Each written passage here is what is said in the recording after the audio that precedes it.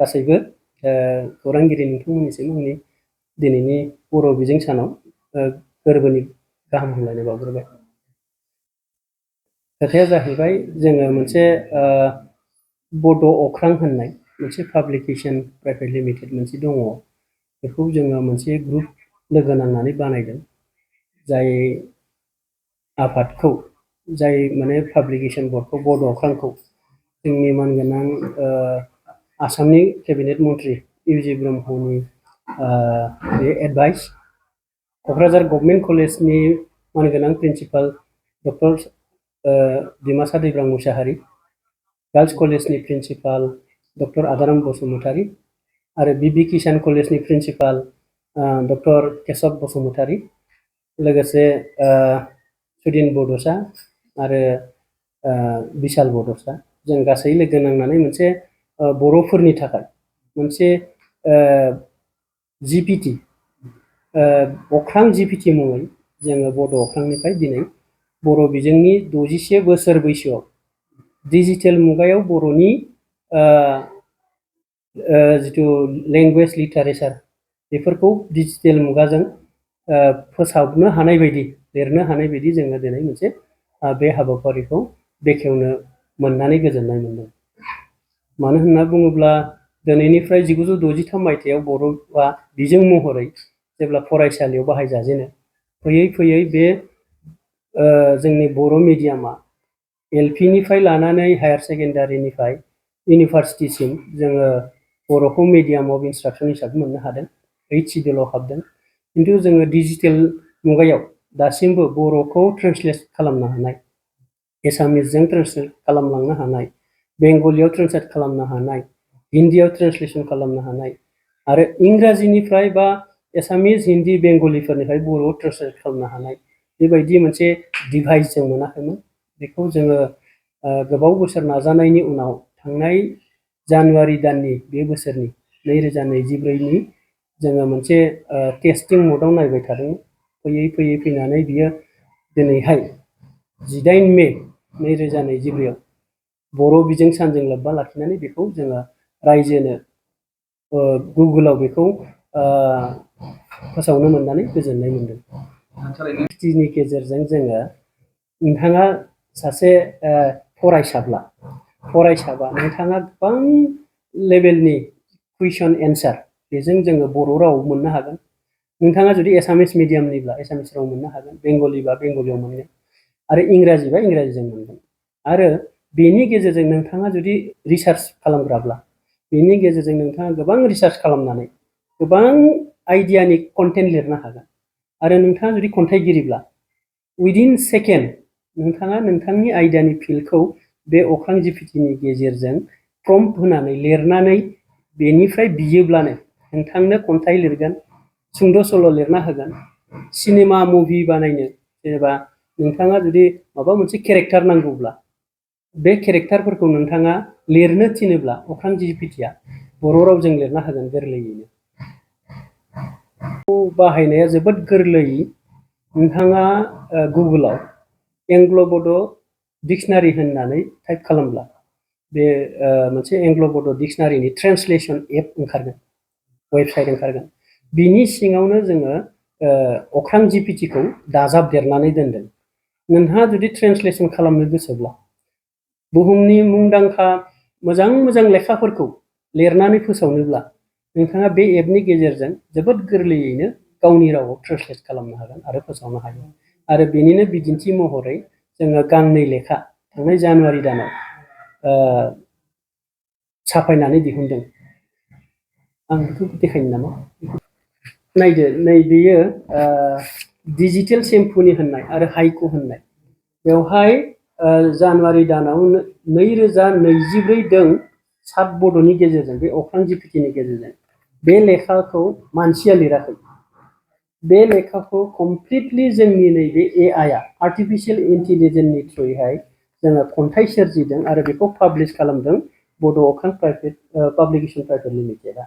आरो बे लेखानि नोंथाङा बेखौ बायनानै अनलाइनावबो मोनगोन, बे प्लेटफर्मावनो नायनानै फरायनानै गोजोननाय मोनोब्ला बेनिफ्राय जोङो जोंनि मावफुंनायखौ जाफुंनो सानो। आरो बेनि अनगायैबो नैबे डिजिटेल सिम्फनि बे गांनै लेखाखौ AI आ बर'नि गेजेराव गिबियै मानसिया लिराबासिनो बे AI नि गेजेरजों लिरनाय गांनै लेखा आरो बेखौ सुजुगिरि महरै जोंनि मानगोनां गोबिन्द बर' क'क्राझार सरकारि फरायसालिमानि बारग' बिबुंगोरा हेड अफ द डिपार्टमेन्ट बड'नि बिथांनो इडिटरियेलखौ दोननानै बेखौ नायफामनो थिननानै जों बे लेखाखौ थांनाय जानुवारि दाननि 3थि लिटारेरि फेस्टिभेल खालि बे लेखाखौ जोङो साफायनानै दिहुनग्रोदों। खिन्थु नैबे एपखौ रायजोनि थाखाय पाब्लिकनि थाखाय जों हगाराखैमोन। दिनैहाय जोबोद खाफाल गोनांनि बाथ्रा जोङो 18 मेआव जोंनि मानगोनां क'क्राझार सरकारि फरायसालिमानि जारिमिन बिफाननि डिपार्टमेन्ट गाहाय बिथां डक्टर सुशान्त नार्जारिनि आखाइजों जोङो जोंनि नैबे एंग्ल' बड' डिक्सनारि डिजिटेल डिक्सनारिखौ बेखौ जों बेखेवनानै लानो हादों। बेवहाय आं बुंनो लुबैनाया जोङो बेखौ टेस्ट नायै दिनैसिम जोङो बबेबा कन्टेन्टआव जोङो 100% एकुरेसि मोनदों, बबेबा कन्टेन्टआव जोङो 80% एकुरेसि मोनदों आरो बबेबा कन्टेन्टआव 60%सो जों एकुरेसि मोनदों। गोरोन्थिबो जाया नङा जायो, खिन्थु जों बुंनो लुबैनाया नोंथांनि कुइसना जुदि बिराद कारेक्टब्ला बियो जोबोद मोजां कारेक्ट एन्सार होनो नाजायो। बेयो मोनसे बिनि बिराद मोजां जेब्ला सोङोब्ला बेनिफ्राय गुवाहाटीनि डिस्टेन्सआ बेसेबां जानगारथिया बेसेबां होनना सोङोब्ला कुइसनखौनो बियो जोंखौ माने बे AI आ जोंनाव सोंगोन बबेनिफ्राय नांगौ, क'क्राझारनिफ्राय गोजान सोंदों ना बाक्सानिफ्राय सोंदों ना उदालगुरिनिफ्राय सोंदों। बेनो कुइसना थोंजोंब्ला बियो रिजाल्टआ एकुरेसि फैयो आरो बेखौ जों मोनदांदों। बेहाय नोंथांमोना बेखौ जोंनि पाब्लिकआ फरायसाया गाव मा मिडियामनि गोसो जायो, नोंथाङा जुदि बर'जों सोंनानै बर'जों फिननाय लुबैदोंब्ला बे अपसनाबो बेहाय दङ। नोंथाङा इंराजिजों सोंनानै बर'जों फिननाय लुबैदोंब्ला बे अपसनाबो दङ। नोंथाङा इंराजिजों सोंना एसामिसनि एन्सार लुबैदोंब्ला मोनबा लेंगुवेजाव अल्टारनेटिभलि जायनो इउजारनो जेरै नांगौ बेखौ मोननो हायो आरो। जों मबाइलाव बाहायनो हागोन ना जागोन? बेयो बेसिकेलि बयनिबो मबाइलजों गावनि मबाइलावनो गुगोलाव सार्च खालामबानो गुगोलाव सार्च खालामदो नोंथांमोना एंग्ल' बड' डिक्सनारि बे एंग्ल' बड' डिक्सनारि होनब्लानो बेयो ओंखारबोगोन। फार्स्टआव बेखौ लगइन खालामब्ला मबाइलावनो मोनगोन आरो मबाइलावनो बेफोर खामानिखौ लिरनाय आरो बेखौ शेयार खालामनो हायो। इन्टारेस्टिं बाथ्राया नोंथाङा जा जिनिसखौ लिरबाय, खन्थाइयानो जा रायथाइयानो जा बा रिपर्टिंनि थाखाय लिरबाय, बे लिरनायखौ नोंथाङा नोंथांनि लोगो जायनो शेयार खालामनो गोसो ग्रुपआव बेखौ शेयार खालामनो हायो। आरो मोनसे बिराद इन्टारेस्टिं बाथ्राया मा, जेनेबा डक्टरनाव थांदों सासे बर' मिडियामजों फरायनाय गथ', प्रेसक्रिपसना इंराजिजों होदों एसामिसजों होदों, नोंथांनो मुलिखौ नोंथाङा बुजिया मा लोमजानायाव मा होदों, नोंथाङा बे मुलिनि मुंखौ बेहाय लिरनानै बर'जों बेखौ आंनो बेखौ लिरनानै होनो थिनोब्ला नोंथांनो बे मुलिनि गासै डिटेलिंखौ बर'जों लिरना होनो हायो। बेबो मोनसे बिराद मोनसे खामानियाव नांनाय बायदि जों सानदों आरो नोंथाङा जेनेबा साइन्सनि मेथामेटिक्सनि सलुसन, अंकनि सलुसनानो जा साइन्सनि सलुसनानो जा बा नोंथाङा जिअग्राफिकेल बबेबा जायगायाव बेरायथिंग्रा सुबुङानो जा डिटेइलिं मोनसे रिपर्ट बानायनोब्ला आं सानो बे अख्रां जिपिटिजों लिरनाय जायखिजाया लिरनायनि फिथाइया नोंथांखौ हेल्प होगोन गोबाङैनो। नंगौ, डिजिटेल जुगाव बियो फोसावनाया जेब्लायबो थायो। दा जोङो बेखौ भार्सन 1 हिसाबै लादों। बेखौ जोङो गिबि मोनसे लन्च खालामजेननाय, हयथ' बिनि बाहायथिनाय, बिनि गोनांथि आरो बिनि गासैबो इनफरमेसनखौ जोंनाव आपडेट फैबाय थाब्ला इउजार्सआ मा लुबैयो बेखौ नायनानै जोङो सेकेन्ड इडिसनाव बेखौ जोङो एसे भार्सनखौ आपग्रेड खालामनांगोन आरो बे कन्टिनिउ प्रसेस बेखौ खालामबाय थागोन। जोङो बेखौ सानदों बर' साहित्य सभा आरो बर' फरायसा आफाद बिथांमोननि गेजेरजोंबो जोङो बे एपखौ बर'फोरनि गेजेराव बर' फरायसा लिरगिरि बिजिरसंगिरिफ्रा जाहाथे थाबैनो मुलाम्फा जानो हायो, बिथांमोनजों रायज्लायनानै बिथांमोना गोनांथि सानोब्ला बिनि सायाव डिटेलिंखौ देखायहैनाय जागोन। कलेज इउनिभारसिटि गासैनिबो इनस्टिटिउसनफोराव जोङो थांगोन आरो बेनि सायाव बे एपखौ जोङो बयनोबो खिन्थानानै होगोन। लोगोसे जोंनि गेजेराव गोबां माबा दङ लिरगिरि गौथुमफोर दं, जेरै खन्थाइ आयदा, खन्थाइ लिरग्रा, सल' लिरग्रा बा सिनेमानि कन्टेन्ट लिरग्रा, बिथांमोननोबो जों बेखौ फोरोंनानै होगोन।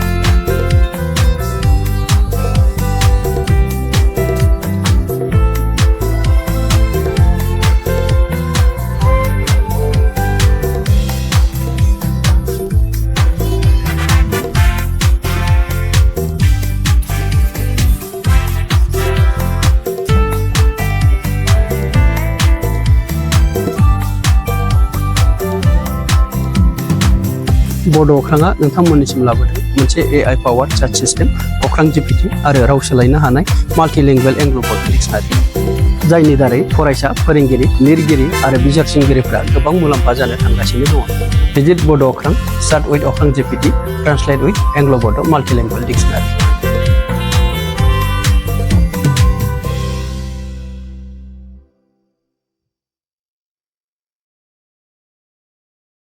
मोनसे गोजोनथाव खौरां, BA सेथि सेमिस्टारनि थाखाय गसाइगावनि जारागुरि गबिन्द बसुमतारी कलेजाव मुं थिसननाय हाबाफारिया सोलिगासिनो दं। गिबि 100 फरायसाफोरनि थाखाय स्पेशेल अफार आरो गुबुन गुबुन रोखोमनि बेसेन नाङै क्लासनि सुबिदा होनानै मुं थिसननाय हाबाफारिया सोलिगासिनो दं। बे फरायसालियाव फरायसाफोरा गावनि गोसोबायदि आयदाखौ सायख'नानै लानो हागोन। लोगोसे basic computer class, self defence आरो स्पकेन इंलिश क्लास बायदि सुबिदाफोरखौ बेसेन होआलासे फरायसाफोरा सोलोंथाइखौ लानो हागोन। लोगोसे बे फरायसालिमायाव गासैबो फरायसाफोरनि थाखाय फ्रि बास सार्भिसबो होनाय जादों। लोगोसे गासैबो थाखोनि बिजाबजों बुंफबनाय बिजाब बाख्रिनिबो सुबिदा दं।